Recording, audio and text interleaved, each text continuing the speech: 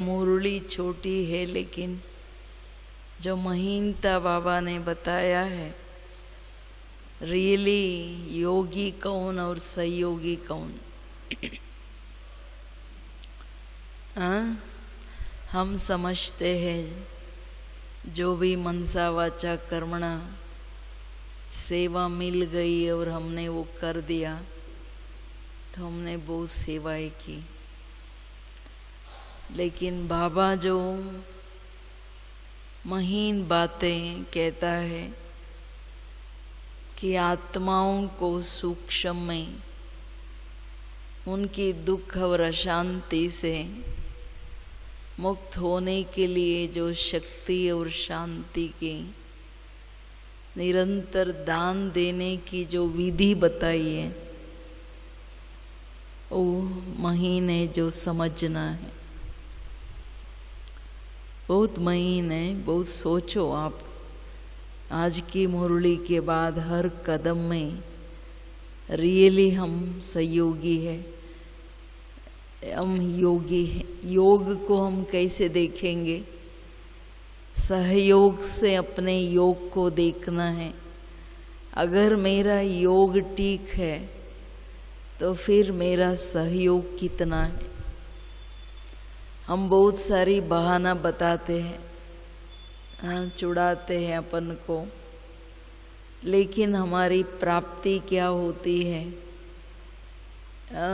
कितना होती है, ये हम सबको सोचना पड़ेगा। तो सुनिए 26/11/84। आज बच्चों के मिलन स्नेह को देख रहे हैं। एक बल एक भरोसा। पीछे एको हो रहा है। इसी छत्र छाया के नीचे मिलन के उमंग उत्साह से जरा भी हलचल लगन को हिला न सके। रुकावट थकावट बदल कर स्नेह का सहज रास्ता अनुभव कर पहुंच गए हो ना। एक बल एक भरोसा के छत्र छाया, जिसमें सदैव बाबा के ही लगन और मगन, जिसके आधार से कोई भी बात कोई भी परिस्थिति हमें हिला न सके, वो है एक बल एक भरोसा। एक बल एक भरोसा में और क्या है? चाहे पुरुषार्थ हो, चाहे हमारी जीवन हो, वो दूसरे कोई व्यक्ति या परिस्थिति या साधन के आधार से ना चले, वो है एक बल एक भरोसा। तो रियल लगन जहाँ है, वहाँ किसी भी प्रकार की रुकावट, चाहे वो कोई भी प्रकार की रुकावट हो या थकावट, अरे मैं बहुत कर लिया, थक गए, सो गए, नहीं। लेकिन स्नेह का सहज रास्ता हमें अनुभव हो, इसको कहा जाता है हिम्मते बच्चे मददे बाप। जहाँ हिम्मत है वहाँ उल्लास भी है। हिम्मत की निशानी उल्लास। हिम्मत नहीं तो उल्लास भी नहीं। हिम्मत नहीं तो उल्लास भी नहीं। ऐसे सदा हिम्मत उल्लास में रहने वाले बच्चे एक रस स्थिति द्वारा नंबर 1 ले लेते हैं। हिम्मत की निशानी, हिम्मत की निशानी जहाँ हर कदम में बाबा की मदद का अनुभव हो। उल्लास तो आई ही, लेकिन मदद अनुभव करें। तो हिम्मत है तो उल्लास है। तो एक रस स्थिति भी साथ साथ हो तभी नंबर 1 हम ले सकते हैं। कैसे भी कड़े ते कड़ी परिस्थिति हो, क्या कड़े ते कड़ी परिस्थिति हो, लेकिन हिम्मत और उल्लास के पंखों द्वारा सेकंड में उड़ती कला की ऊंची स्थिति से हर बड़ी और कड़ी, हर बड़ी और कड़ी परिस्थिति छोटी और सहज अनुभव होंगी, क्योंकि उड़ती कला के आगे सब छोटे छोटे खेल के खिलौने अनुभव होगा। सही फ्लाइट जब उड़ता है, नीचे है तो सब कुछ दिखता है, जैसे जैसे थोड़ा थोड़ा ऊपर जाता है तो फिर जो चीज़ बड़ी थी वो क्या हो गई, छोटा हो गया। ऐसे ऊपर जाते जाते फिर कुछ भी नहीं दिखता है। तो बड़ी या कड़ी किसी भी प्रकार का हो, वो जब नीचे हम है तो उसका असर है। लेकिन भरोसा बाबा का है, लगन है, प्यार है। जहाँ प्यार है वहाँ हम है। प्यार की निशानी कुर्बानी है ना। किसी व्यक्ति से प्यार है तो उनके साथ साथ वो दिखाई देंगे। किसी व्यक्ति के साथ है तो उनकी महिमा, उनका सहयोग से स्नेह दिखेगा। तो स्नेह छिप नहीं सकता है। बाबा के साथ रियली लगन है, ऊपर ऊपर का स्नेह नहीं, जिगरी लगन है।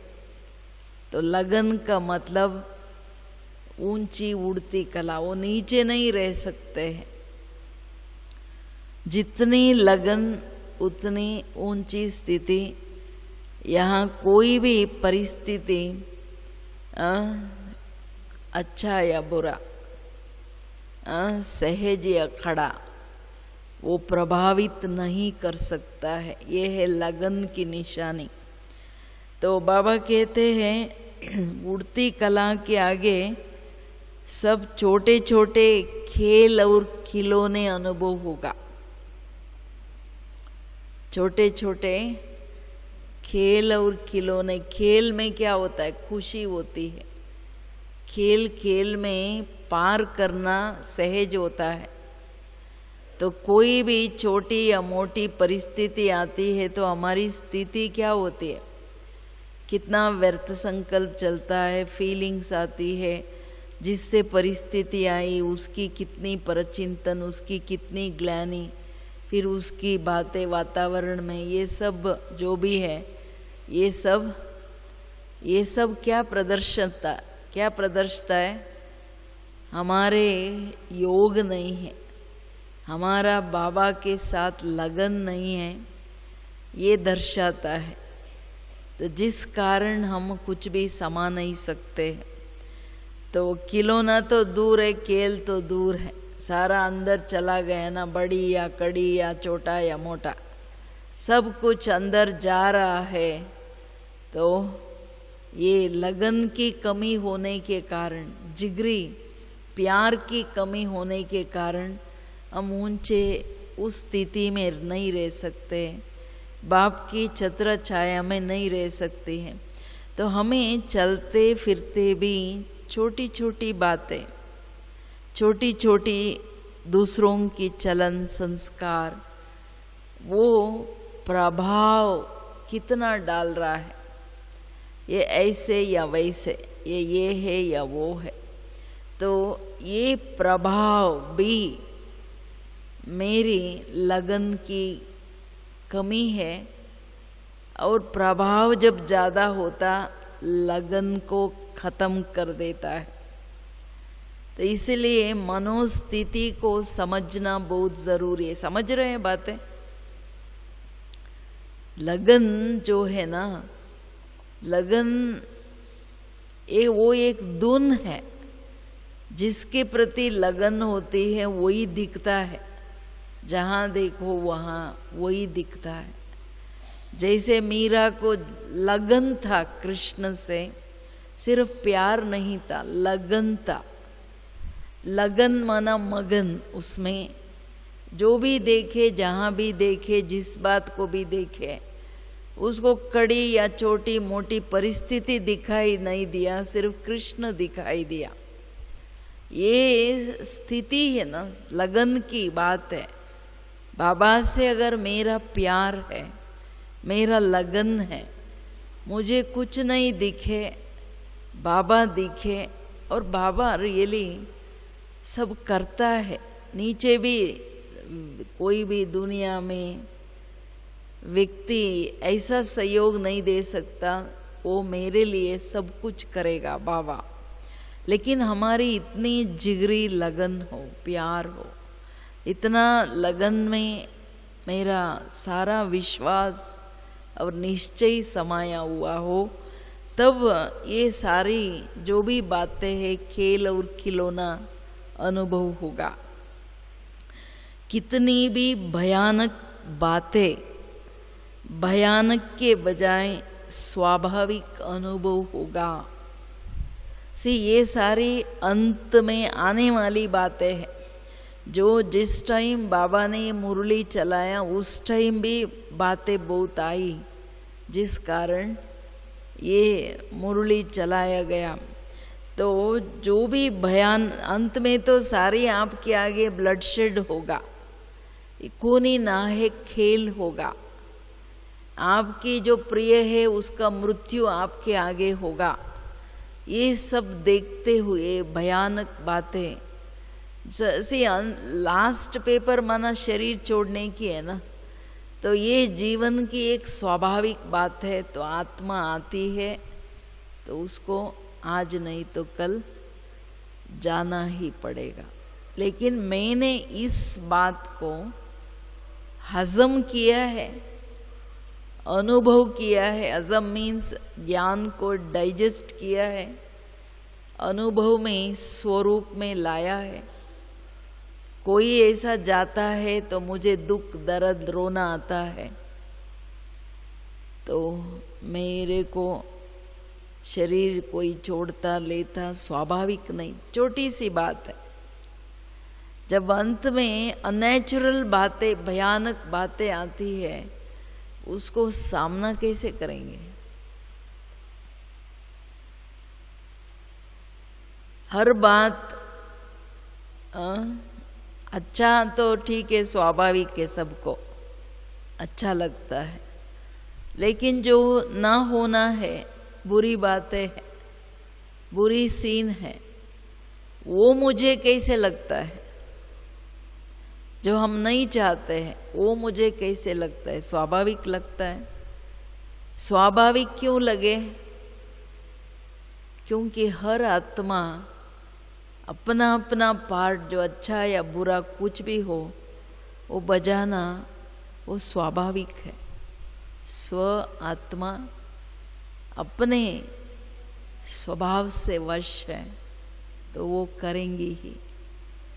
तो इसलिए बाबा कहते हैं कोई भी बात स्वाभाविक और सहज लगता है, भयानक की बातें हो, क्या भी हो, परिस्थिति हो, दर्दनाक बातें दृढ़ता दिलाने वाली अनुभव होगा। कितनी भी दुखमयी नज़ारे आए, लेकिन खुशी के नगाड़े दुख के नज़ारों का प्रभाव नहीं डालेगा। और ही क्या होगा? शांति और शक्ति से औरों के दुख दर्द की अग्नि को शीतल जल से, उस अग्नि को भी शीतल जल के सदृश सर्व के प्रति सहयोगी बनेंगे। ऐसे समय पर तड़फती हुई आत्माओं को सहयोग की आवश्यकता होगी। बाबा एक तरफ स्थिति की बात कर रहे हैं, दूसरी तरफ हमारी इतनी बड़ी जिम्मेवारी की बात कर रहा है। दोनों को समझते हुए सुनिए। क्या अब कह रहे बाबा, कोई भी दर्दनाक बातें, आपको दर्द दिलाने वाली बातें दृढ़ता में लाए, स्थिति में इतना दृढ़ता हो कि ये कुछ भी नहीं, मेरे साथ सर्वशक्तिवान है। तो ये दृढ़ता के आधार से दुखमयी नज़ारे, खुशी के नगाड़े, लास्ट में यही होगा ना, खूनी ना है खेल में। बाबा कहते हैं एक तरफ आप अंदर की खुशी में नई दुनिया की नज़ारों को देखेंगे, पुरानी दुनिया का दर्द या यहाँ की जो दुख है अनुभव नहीं होगा। वो उस स्थिति तक एक ही बार ऐसा कोई पहुँचता नहीं। छोटी बातों में हम ये अभ्यास रोज़ प्रभाव रहित रहने का कितना कर रहे हैं। कुछ भी देखते हैं हमारे अंदर प्रभाव कितना होता है या नहीं होता, संकल्प चलता है नहीं चलता, संकल्प फिर दृष्टि में संबंध में आता है या नहीं आता, फिर अपनी दृष्टि में नहीं, फिर मैं वातावरण में वो बातें लाती हूँ नहीं। मेरी स्टेज क्या है? ನಾವು ನಮ್ಮೆಲ್ಲರ ಸ್ಥಿತಿಯನ್ನು ಬಹಳ ಚೆನ್ನಾಗಿ ಅರ್ಥ ಮಾಡಿಕೊಳ್ಬೇಕು. ಬಾಬಾ ಯೋಗ ಸಹಯೋಗದ ಮಾತನ್ನು ಬಹಳ ಆಳವಾಗಿ ಹೇಳ್ತಿದ್ದಾರೆ. ನಂದು ನಿಜವಾಗಲೂ ಲಗನ್ ಇದೆ ಬಾಬಾವ್ರ ಜೊತೆ. ಲಗನ್ನಲ್ಲಿ ನಾನು ಮಗ್ನಾವಸ್ಥೆಯಲ್ಲಿರೋ ಅಭ್ಯಾಸ ನಮಗಿದೆ ಎಂದಾಗ ಎಂಥದೇ ನೋವು ಅಥವಾ ಎಂಥದೇ ಭಯಾನಕ ಕಠಿಣ ದೃಶ್ಯ ಇರ್ಬೋದು ಅಥವಾ ಇನ್ಯಾವುದಾದ್ರೂ ದೊಡ್ಡ ಪರಿಸ್ಥಿತಿ ಇರ್ಬೋದು, ಇವೆಲ್ಲ ಸಹಜವಾಗಿ ಸ್ವಾಭಾವಿಕವಾಗಿ ಅನುಭವ ಆಗ್ತಾ ನೋವಿನ ಪರಿಸ್ಥಿತಿನೂ ನನಗೆ ಇನ್ನೂ ದೃಢತೆಯಲ್ಲಿ ನಡೀತಕ್ಕಂತಹ ಮಾತಾಗ್ಬೋದು. सी आपके आगे बहुत कुछ कमियां होंगा, कुछ भी नहीं रहेगा आपके पास, फिर भी आप वो परिस्थिति और इस आगे बढ़ाने की आप आधार समझेंगे या गिव अप करेंगे? अयो ये तो होता नहीं, ये तो ठीक नहीं, ये तो ऐसा है, इससे अच्छा लौकिक है, इससे अच्छा वो है, इससे अच्छा नौकरी है, इससे अच्छा, माना दृढ़ता समाप्ति होती है। समझिए ये क्या योग है, क्या विश्वास है, क्या निश्चय है, क्या एक बल एक भरोसा है। जब तूफान लगता है मन में तो ये जो भी परिस्थिति की अग्नि जो है ये लगन की परीक्षा है। तो कुछ भी नहीं, मैं तो क्या विजयी हो गया, ये तो उत्तरा की बात है। ಉತ್ತರನ ಪೌರುಷ ಒಲೆ ಮುಂದೆ ಅಂತಾರೆ ನೋಡ್ರಿ. ಏನೂ ಪರಿಸ್ಥಿತಿ ಇಲ್ಲ, ಎಲ್ಲ ಚೆನ್ನಾಗಿದೆ, ಎಲ್ಲ ನಾನು ಅಂದ್ಕೊಂಡಂಗೆ ನಡೀತಿದೆ, ಎಲ್ಲ ನನಗೆ ಏನು ಅಂದ್ಕೊಳ್ತೀನಿ ಅದೆಲ್ಲ ಸಿಗ್ತಿದೆ, ಎಲ್ಲ ಆರಾಮಾಗಿದೆ, ನಾನು ಮಾತ್ರ ತುಂಬ ದೊಡ್ಡ ಯೋಗಿ. ಅದು ಏನು ಪ್ರಯೋಜನ ಇಲ್ಲ. ಸಮಯ ಬಂದಾಗ, ಏರುಪೇರುಗಳಾದಾಗ ನಮ್ಮ ಸ್ಥಿತಿ ಏನು ಅನ್ನೋದು ಗೊತ್ತಾಗ್ತದೆ, ನನ್ನ ಸಹಯೋಗ ಏನು ಅನ್ನೋದು ಗೊತ್ತಾಗ್ತದೆ. ಅದರಲ್ಲಿ ಬಾಬಾ सहयोग क्या है ये अभी इसकी महीनता सुनो. क्या भी हो, दुख की या दर्दनाक परिस्थिति, भयानक परिस्थिति हो, लेकिन आपकी स्थिति इतनी सदृढ़ है, उसमें प्रभावित होने के बदले और ही आप शक्ति और शांति की सहयोग देने वाले बनना है, इसकी ये आवश्यकता है. परिस्थिति को नहीं सोचे, जो भी बातें हैं वो नहीं सोचे, और ही अग्नि में शीतल जल डालो, इसकी आवश्यकता है. ऐसी सहयोग की आवश्यकता है क्योंकि उस टाइम आत्माएं तड़पती है दुख अशांति में, दर्द में, गड़बड़ में, जो भी होगा तो उसमें हमको भय भी ना लगे, पता नहीं मेरा क्या होगा, पता नहीं ये क्या होगा, पता नहीं वो क्या होगा, पता नहीं मेरे आगे घर ना गिर जाए, लोग ना आ जाए, मुझे मारे नहीं, ऐसे तो फिर हम सुख शांति दे नहीं पाएंगे, अंदर हिल जाएंगे।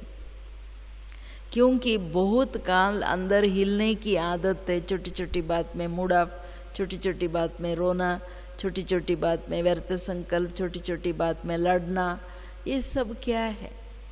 छोटी छोटी बात में परचिंतन, इसका उसका, इधर का उधर का, वो है, क्या स्थिति है? तो फिर हम ऐसे सहयोग जो बाबा चाहते हैं, आत्माओं को जो सहयोग देना है वो नहीं दे सकेंगे। ಅರ್ಥ ಆಗ್ತಿದೆ ಮಾಕಂದ್ರಿಗೆ ಹಿಂದಗಡೆ? तो इसी सहयोग द्वारा ही, अंडरलाइन क्या है, ऐसी सहयोग द्वारा ही श्रेष्ठ योग का अनुभव होगा। श्रेष्ठ योग का अनुभव करेंगे। जो तड़पती हुई आत्माओं को उनकी तड़पतीपन, दुख, दर्द से मुक्त करके सुख शांति, शीतल जल की अनुभव कराएंगे। आपकी इतनी कनेक्शन पावरफुल हो, उन आत्माओं को अनुभव कराओ। सभी आपके इस सच्चे सहयोग को ही सच्चे योगी मानेंगे और ऐसे ही आहाकार के समय सच्चे सहयोगी सो सच्चे योगी। इस प्रत्यक्षता से प्रत्यक्ष फल की प्राप्ति से ही जय जयकार होगा। ऐसे समय का ही गायन है, एक बूंद के प्यासे हम। एक बूंद कौन सी? शांति की, शक्ति की, एक सेकंड की अनुभूति रूपी बूंद तड़पती हुई आत्माओं को तृप्ति का अनुभव कराएंगे। बाबा क्या कह रहे हैं? ऐसी सहयोग जो आत्माओं को शक्ति या शांति या जो चाहिए वो देने का काम करेंगे, उनको ही ये रियल सहयोग है। बाबा कहते ये जो सहयोग देते वो कौन है? सच्चे योगी। सच्चे सहयोगी और सच्चे योगी की परिभाषा आप इसके ऊपर गहराई से सोचो। ऐसे नहीं अरे छोड़ो ये तो अंत में विनाश के टाइम देखा जाएगा, ऐसा बात नहीं है। अभी सारी ब्राह्मण आत्माओं को भी ये ऐसी शक्ति, ऐसी शांति, ऐसी शीतलता की सहयोग की जरूरत है। तभी हमारी सच्चे योग का हम खुद रियल कितना है, मेरा रियल सहयोग क्या है, अनुभव कर सकते हैं। तो बाबा कहते हैं ऐसे समय पर एक सेकंड की प्राप्ति उन्हें ऐसा अनुभव कराएंगे, सेकंड में अनेक जन्मों की तृप्ति व प्राप्ति हो गई।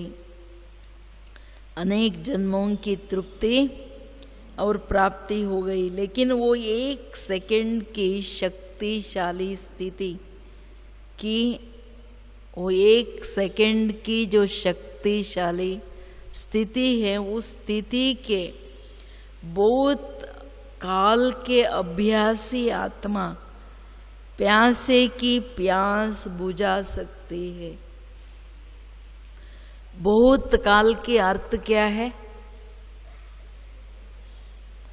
जब से हम ज्ञान में आए हैं तब से मेरी अभ्यास गिना जाएगा कि मैं कैसे, किस विधि से, किस रूप से क्या क्या अभ्यास श्रीमत प्रमाण करती आई हूँ।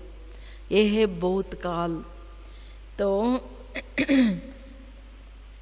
बहुत काल के अभ्यास, नहीं तो ये प्रैक्टिस 1 सेकेंड की इतनी पावरफुल बीज रूप स्थिति, बाबा के साथ रहने की इतनी पावरफुल आदत जो आत्माओं को बाबा से दिला दो सेकेंड में, वो मुक्त हो जाए। तो अब चेक करो, ऐसे दुख, दर्द, दर्दनाक, भयानक वायुमंडल के बीच सेकंड में मास्टर विधाता, मास्टर वरदाता, मास्टर सागर बन ऐसी शक्तिशाली स्थिति का अनुभव करा सकते हो। ऐसे समय पर, फिर अंडरलाइन, ऐसे समय पर ये क्या हो रहा है, ये देखने या सुनने में लग गए। ये देखने, ये क्या हो रहा है, कैसे हो रहा है, कौन कर रहा है, अगर ये इस पर ध्यान चला गया, ऐसे टाइम सहयोगी नहीं बन सकते।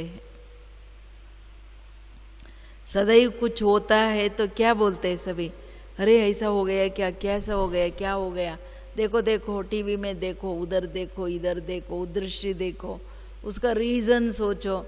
अगर ये सुनने देखने में लग गए तो उस सेकंड में आत्माओं को सहयोग नहीं दे सकते हैं। अगर सहयोग नहीं दे सकते तो बाबा आज वो सच्चे योगी नहीं है। अंडरस्टूड है, वो शब्द नहीं कह रहा है। तो आप चेक करो, छोटी छोटी परिस्थितियों में ही मास्टर विधाता वरदाता या मास्टर क्या बनना है, सागर बनना है। सागर क्या होती है, कितना भी डालो अंदर चले जाता है। बेहद भी है और उसका कोई कमी किसी भी बात का, अखंड है ना, जितना भी दियो तो कूटता नहीं, बेहद तो आई ही। और जितना भी खिचड़ा डालो वो समा जाता है, वो दिखता नहीं है। क्या भी है, हमारी मनोस्थिति ऐसा है। सागर की बहुत सारी क्वालिटीज़ पर सोचो।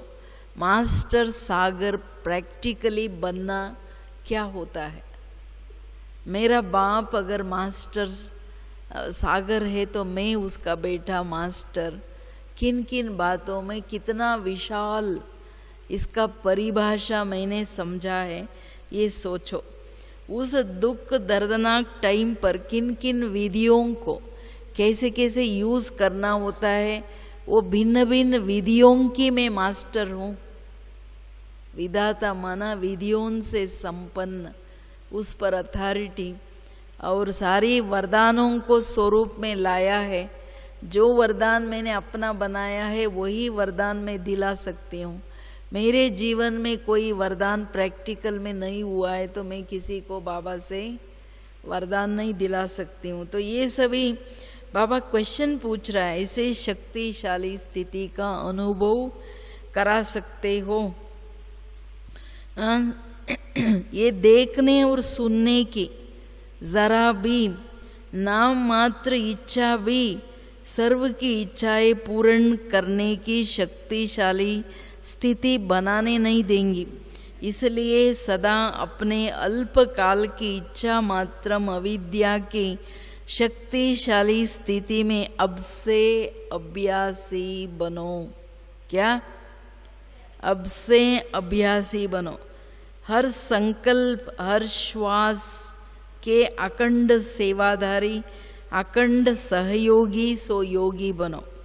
क्या बोल रहे हैं बाबा? ऐसे समय पर, कोई भी समय पर, चलो चलो क्या चल रहा है, क्या हो रहा है, देखो देखो, सुनो सुनो। रोज कौन है जो टीवी में समाचार सुनता है? हाथ उठाइए।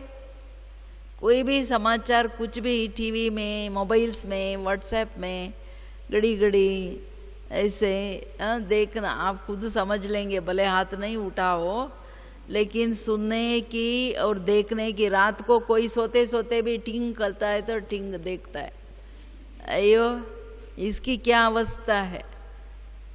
दिन रात दूसरों की समाचार, व्हाट्सएप में भी सारी दुनिया की समाचार हम क्या समझें, क्यों चाहिए। इसका उसका अच्छा, भले अच्छी बात भी आवे, अगर घड़ी घड़ी देखना सुनने की आदत है, गलत आदत है।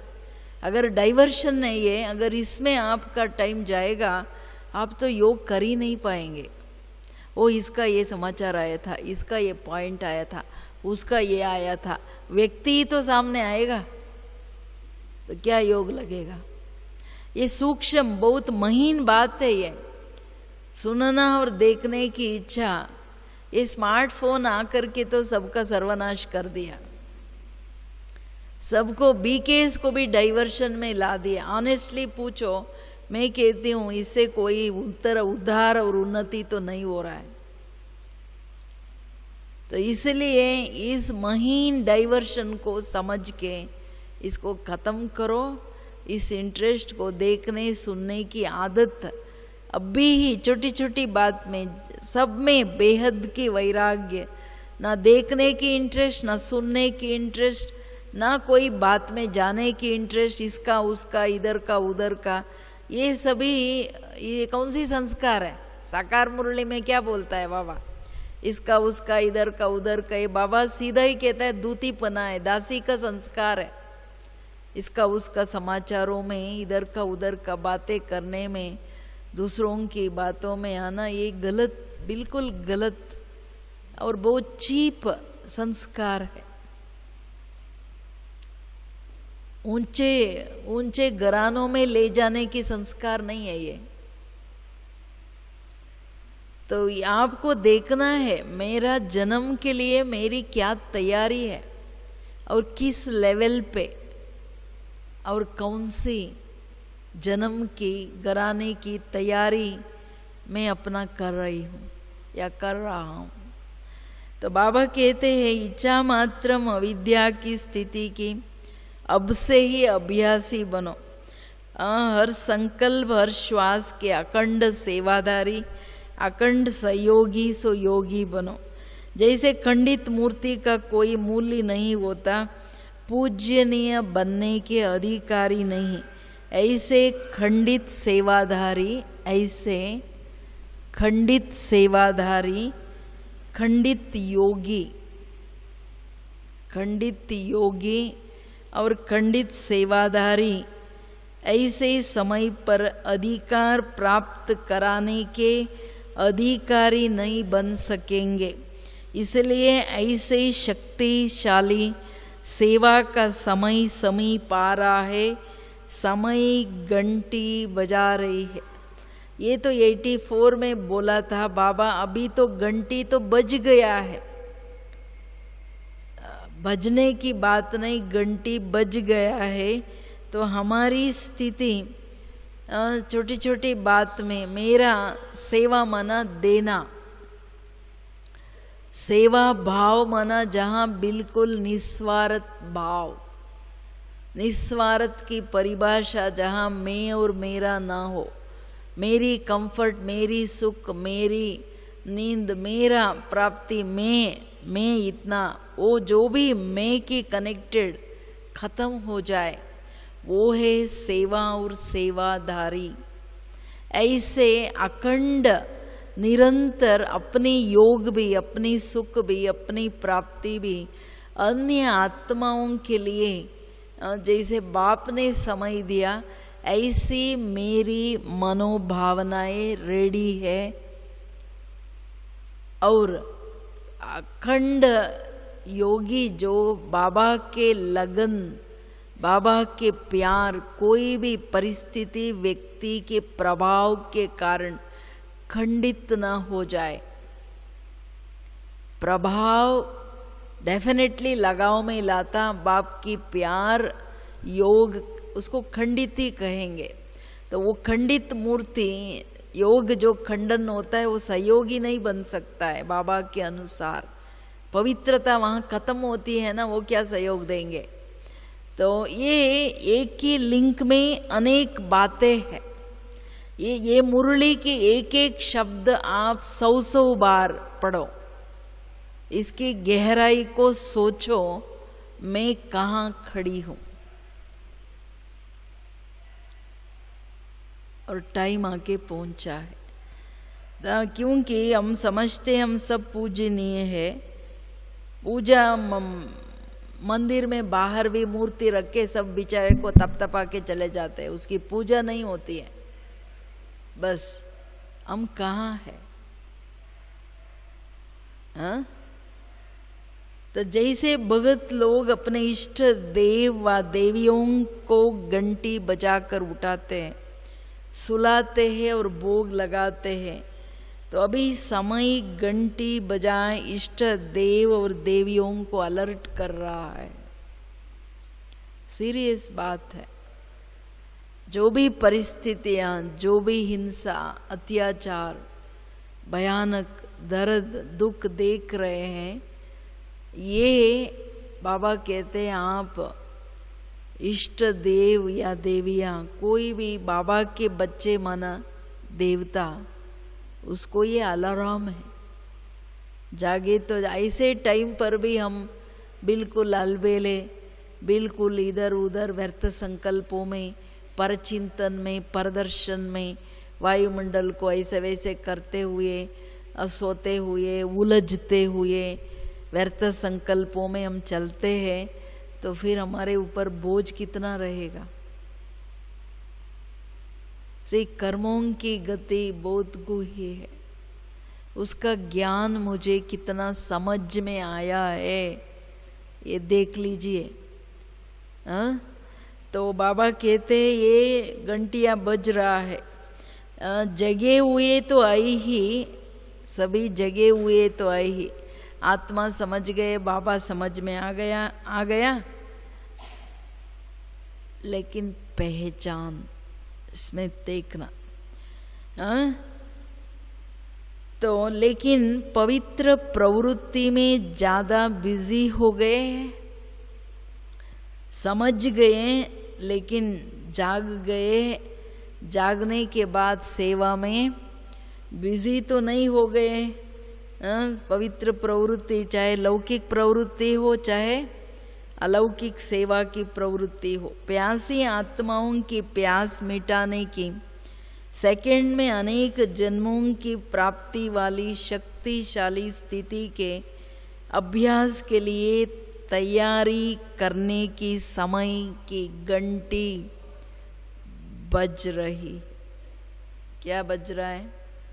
समय की घंटी। किसके लिए?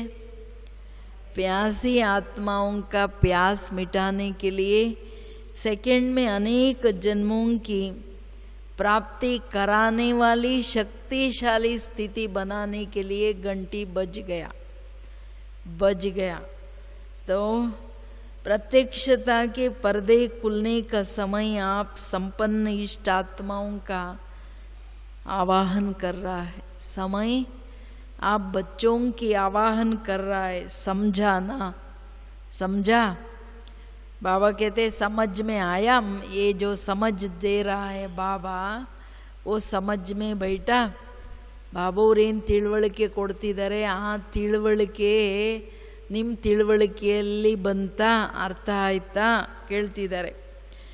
समय की घंटी तो आप सबने सुनी ना। अच्छा, ऐसे हर परिस्थिति को उड़ती कला द्वारा सहज पार करने वाले, बहुत काल की सेकंड की प्राप्ति द्वारा तृप्त कराने वाले अखंड सेवाधारी, अखंड योगी, मास्टर दाता, वरदाता स्वरूप, सदा इच्छा मात्रम अविद्या की स्थिति से सर्व की इच्छाएं पूर्ण करने वाले ऐसे मास्टर सर्वशक्तिवान समर्थ बच्चों को बाप दादा का याद प्यार और नमस्ते। हम सब बच्चों की भी याद प्यार और नमस्ते नमस्ते नमस्ते।